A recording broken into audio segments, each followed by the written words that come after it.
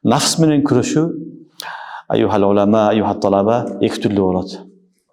Бирөөсү фейл, экинчиси тарк. Фейл деген кыл деген сөз, аткар деген сөз. Аткаруу менен биз нафс менен күрөшөбүз. Нафс өтө жалкоо болот. Эчтеке кылгысы келбейт. Нафсты биз мажбурлап ошол амалдарды аткаратабыз. Нафс менен күрөшүүдүн бир жолу фейл, афал, аткаруу. Түшүнүңөрбү? Мисалы, намаз окугусу келбейт нафстын. Тургусу келбейт, жалкоо, эртең менен уйкуң келет, суукта чыгып тараталы мечитке басып барыш кыйын. Эми сен нафс менен күрөшүп, эртең менен туруп, эмне кыласың? Мечитке барасың, тараталасың, музакта үчтөңдө мечитке барасың, жамаат менен окуйсуң. Буларды бүт бардыгыны баягы шариатта аткар деген милдеттердин бардыгына фейл деп айтылат. Афал десе маъмурат деп айтылат. Маъмурат. Буларды аткарыш керек.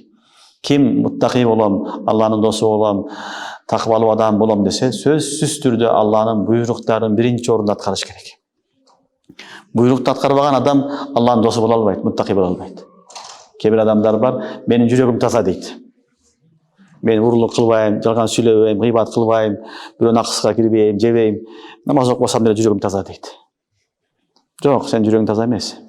Сен алдап атасың, өзүңдү алдап атасың. Сен жүрөгүң таза болсо, биринчи орунда сен аткарат нерсе намаз.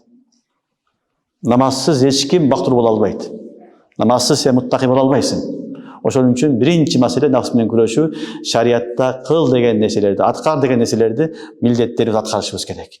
Анын башында намаз турат, орозо турат, зекет турат, хаж турат, хукукул ибад, хукукуллах, бендин акысы турат, үй бүлөңдүн маселеси, ата энеңдин маселеси, туугандардын маселеси бүт барды кирип кетет. Маъмурат, шариат эмне буйруган болсо, аткарышың керек. Ошолорду аткаруу менен сен муттақи болосуң. Аткара албасаң муттақи эмес. Орозо кармап коесуң, намаз окубайсың, муттақи боло албайсың, таквадар боло албайсың.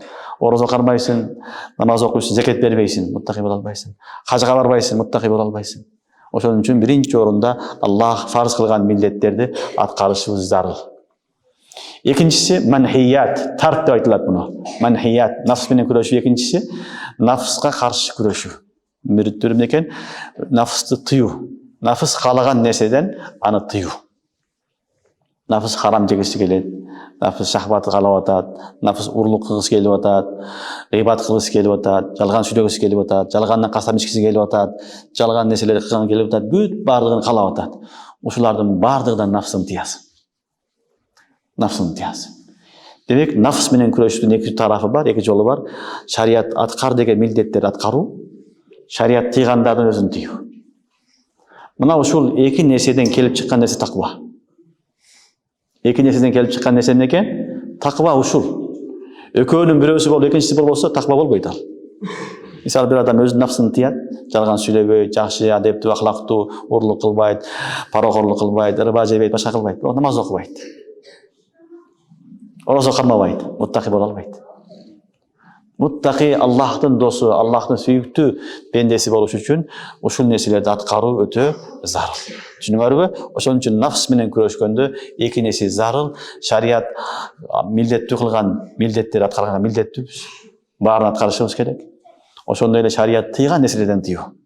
Эми орозо ошонун нерсе машык кыла турган, ошо менен алек боло турган ай. Аллах субханаху ва таала бизге күнөөнү ташташ жеңил болуш үчүн халал болгон нерсени дагы тыйып койгон. Жебей тур, ичпей тур деп. Себеби жеп иче берсең нафсың семирет. Ал күчкө кирет. Кийин нафс башкара албай каласың.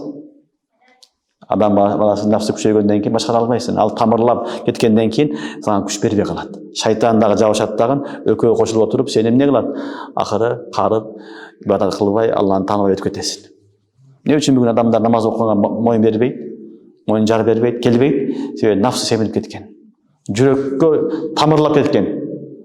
Ошон үчүн эми аны чыгарыш кыйын. Жаш көчөт болсо, жаш кезинде аны алып койсоң тамырдан сууруп болот. Ал тамырлаган сайын, ал картайган сайын тамырлайт ал нерсе. Эми чыгарыш кыйын болот. Ошон үчүн Аллах субханаху ва таала бизге Рамазан тазалануу ай берген. Тазаланып ал, айюхал инсан, тазалан дейт. Тазалан, нафсың менен күрөш, ахиретиңди эсте, ахиретиңди кор деп Алла берген. Ошон үчүн Алла таалам халал болгон рызыкларды дагы жеген ичкенден тыюу салган. Кечке чейин өзүңдү ашка коюп тур деп.